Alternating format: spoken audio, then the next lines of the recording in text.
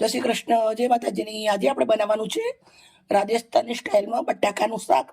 આપણે ગુજરાતી લોકો બટાકાનું શાક તો બનાવતા જ હોય, પણ રાજસ્થાની મસાલા સાથે બનાવીશું। બહુ જ ટેસ્ટી, બહુ જ સિમ્પલ ને ઘરના મસાલાથી બની અને રેડી થઈ જશે। તમે જોઈ શકો છો, મેં બટાકા લઈ લીધા છે બાફીને। 5 નંગ એટલા બટાકા લીધા છે, 2 નંગ ટામેટા લીધા છે અને ધાણા લીધા છે અને સૂકું લસણ લીધું છે, જીરું લીધું છે, એ આપણે વાટી નાખવાનું છે। એક ડુંગળી લીધી છે, એને નાની કટ કરી લીધી છે। લીલા મરચાં ક્યારે નાખવા, કેવી રીતે નાખવા એ હું તમને આગળ બતાવું છું। આ શાક 3 થી 4 મિનિટના અંદર બની અને રેડી થઈ જશે। લોડાની કઢાઈ લીધી છે, લોડાને કઢાઈના અંદર બનાવવાનું છે, બહુ જ ટેસ્ટી બને। તો 1 મોટા ચમચા આટલું તેલ ગરમ મૂક્યું છે। તેલ સરસ ગરમ થઈ ગયું છે। થોડું રાઈ જીરું નાખું છું, થોડી હિંગ નાખવાની છે, ઝીણી સમારેલી ડુંગળી અને 1 લીલું મરચું સમારેલું છે।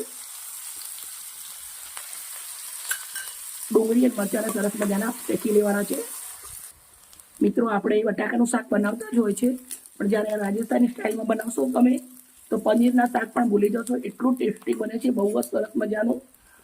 આપણા જ બટાકા છે, પણ એકદમ નવી રીતે બનાવેલા છે। મિત્ર, મારી વિડીયો ઘણી બધી બનાવી છે મેં, તમે જોઈ શકો છો, પણ બધી જ આપણે અલગ અલગ રીતથી બનાવેલી છે। બટાકાની સબ્જી, બટાકાના નાસ્તા ઘણા બધા આપેલા છે, પણ નવી રીતથી બનાવેલા છે બધા। એકવાર મારી ચેનલ ઉપર જરૂરથી તમે જોજો, તમને ખરેખર બહુ જ મજા આવશે। અત્યારના છોકરા બટાકાના શોખીન હોય છે, તમે એકવાર અલગ અલગ બનાવીને તમે બાળકોને ખવડાવી શકો છો। ગરમીની મોસમ છે, બહારનું નહીં ખાવાનું, ઘરનું જ ખાવાનું। તો તમે એકવાર જરૂરથી ટ્રાય કરજો। મારી ચેનલના જોઈને જમવાનું બનાવવાનું તમને બહુ જ મજા આવશે બનાવવાની। એકદમ સિમ્પલ હોય છે, ટેસ્ટી હોય છે, ઘરના મસાલાથી બનાવી અને હું રેડી કરી દઉં છું સરસ મજાનું જીરું અને લસણ, થોડું કેવું મીઠું નાખું છું। અહીંયા આપણે ડુંગળી શેકાઈ ગઈ છે સરસ। તો હવે આપણે ઝીણા સમારેલા ટામેટા નાખી દેવાના છે।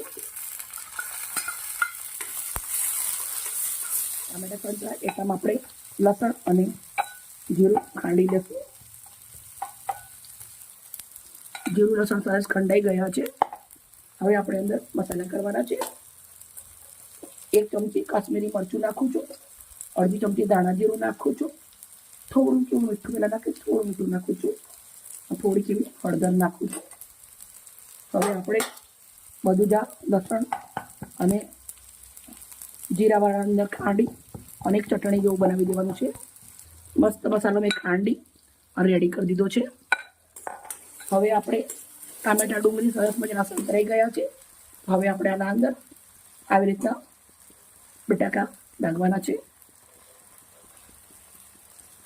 આ શાક તમે ભાત જોડે, રોટલી જોડે, રોટલા જોડે, બધા જ જોડે સરસ લાગશે। તે એકવાર જરૂરથી ટ્રાય કરજો। હવે આપણે મિક્સ કરી દઈશું અને 2 મિનિટ સાંતળી લેશું। મિત્રો, તમે જોઈ શકો છો, મેં બટાકા પણ સરસ મજાના સાંતળી રેડી કરી દીધા છે। આપણે હવે આ જે મસાલો વાટ્યો છે એ નાખી દેવાના છે અંદર।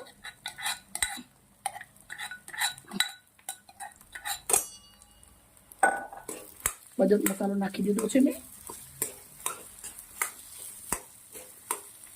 હવે થોડું એવું નોસીકું ગરમ પાણી રેડવાનું છે, 2 વાટકી। પાણી નાખ્યા પછી આપણે લીલા મરચાં સમારેલા હતા એ નાખીશું, થોડી કેવી કસૂરી મેથી નાખીશું, થોડો કેવો ઘરનો કૂટેલો ગરમ મસાલો નાખીશું। હવે આને 2 મિનિટ સુધી સરસ ઉકળવા દેશું। મિત્રો, સબ્જી આપણી સરસ મજાની ઉકળીને એકદમ ગળ થઈ ગઈ છે। આપણે હવે અંદર લીલા ધાણા નાખવાના છે। મિત્રો, એકદમ સિમ્પલ છે, સોબર છે અને બહુ જ સરસ મજાની સબ્જી છે। બહુ સરસ મજાની ખુશ્બુ પણ આવી રહી છે આના અંદરથી।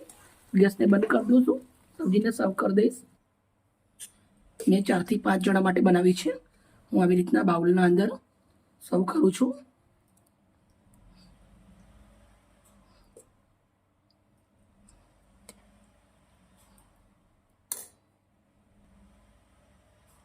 મિત્રો, સબ્જી સરસ મજાની બની ગઈ છે। થોડા એવા લીલા ધાણા નાખું છું।